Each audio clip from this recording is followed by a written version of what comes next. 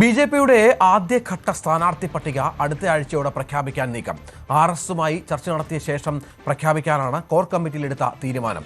ശോഭാ സുരേന്ദ്രന്റെ പേര് പാലക്കാടും കായംകുളത്തുമുണ്ട്. വട്ടിയൂർക്കാവിലെ തീരുമാനം കേന്ദ്ര നേതൃത്വത്തിന് വിട്ടു.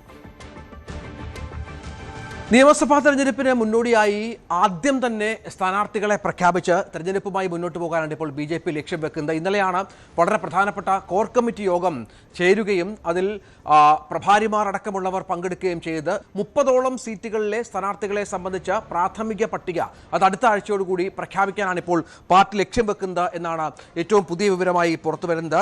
ഇതിൽ എ ക്ലാസ് മണ്ഡലങ്ങൾ തന്നെയാണ്. 30 എ ക്ലാസ് മണ്ഡലങ്ങളിൽ സ്ഥാനാർത്ഥികളോട് സജീവമാകാൻ നിർദ്ദേശിച്ചു എന്നുള്ള വിവരങ്ങളാണ് ഇപ്പോൾ പുറത്തു വരുന്നത് എന്നുള്ളതാണ്. ഇതിൽ ഏറ്റവും പ്രധാനപ്പെട്ട കാര്യം വട്ടിയൂർക്കാവാണ്. വട്ടിയൂർക്കാവിനെ സംബന്ധിച്ച് നമുക്കറിയാം, വട്ടിയൂർക്കാവ് കഴിഞ്ഞ ലോക്സഭാ തെരഞ്ഞെടുപ്പിലടക്കം തദ്ദേശ തെരഞ്ഞെടുപ്പിലും മറ്റും ബി.ജെ.പിക്ക് 1ാം സ്ഥാനത്ത് വോട്ടർ എണ്ണത്തിൽ വന്ന ഒരു മണ്ഡലമാണ്. പക്ഷേ ഇതുമായി ബന്ധപ്പെട്ട് ഇപ്പോഴും തർക്കം നിലനിൽക്കുന്നുണ്ട് എന്നാണ് മനസ്സിലാകുന്നത്. അവിടെ നിരവധി സ്ഥാനാർത്ഥികൾ കണ്ടുവെക്കുന്നുണ്ട്. വട്ടിയൂർക്കാവിനെ സംബന്ധിച്ച തീരുമാനം കേന്ദ്ര നേതൃത്വം എടുക്കട്ടെ എന്ന നിലപാടിലേക്ക് ബി.ജെ.പി മാറി എന്നാണ് മനസ്സിലാക്കുന്നത്.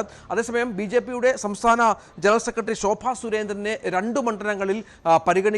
അതിൽ പ്രധാനപ്പെട്ടത് കായംകുളമാണ്. ശോഭാ സുരേന്ദ്രനും ആലപ്പുഴ ജില്ലയിലെ കായംകുളത്ത് മത്സരിക്കാനാണ് കൂടുതലായി താല്പര്യപ്പെടുന്നത് എന്നാണ് മനസ്സിലാകുന്നത്. പക്ഷേ അത് BDJS സീറ്റാണ്. BDJS സീറ്റ് വിട്ടുകൊടുത്താൽ ഇതുമായി ബന്ധപ്പെട്ടും ചർച്ചകൾ നടക്കുന്നുണ്ട്. BDJS സീറ്റ് വിട്ടുകൊടുത്താൽ കായംകുളത്ത് ശോഭ മത്സരിക്കും എന്ന് കരുതപ്പെടുന്നു. മറ്റൊരു സീറ്റായി ശോഭയ്ക്കായി പരിഗണിക്കുന്നത് പാലക്കാടാണ്.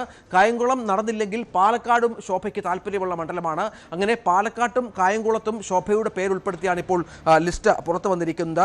മറ്റൊരു പ്രധാനപ്പെട്ട കാര്യം, പാലക്കാട് മണ്ഡലത്തിൽ അഥവാ ശോഭാ സുരേന്ദ്രൻ മത്സരിച്ചില്ല എങ്കിൽ ജില്ലാ പ്രസിഡന്റ് പ്രശാന്ത് ശിവനാണ് 2ാമതായി പരിഗണനയിലുള്ള സ്ഥാനാർത്ഥി എന്നുള്ളതാണ്. നേമം മണ്ഡലത്തിലും അതുപോലെ തന്നെ കഴക്കൂട്ടത്തും സർപ്രൈസുകളൊന്നുമില്ല. നേമത്ത് നേരത്തെ പറഞ്ഞ പേര് തന്നെ രാജീവ് ചന്ദ്രശേഖർ ബി.ജെ.പിയുടെ സംസ്ഥാന അധ്യക്ഷൻ മത്സരിക്കും. കഴക്കൂട്ടത്ത് വി മുരളീധരൻ വർഷങ്ങൾക്ക് മുൻപ് തന്നെ ജോലി തുടങ്ങിയതാണ്. വി മുരളീധരന്റെ പേരാണ്.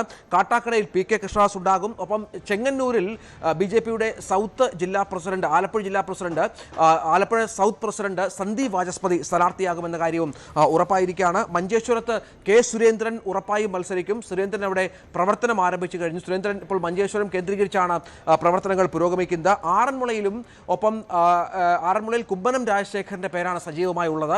കുമ്മനം തന്നെ മത്സരിക്കും. മറ്റു പേരുകളൊന്നും ആറന്മുളയിൽ ഇല്ല എന്നാണ് മനസ്സിലാകുന്നത്.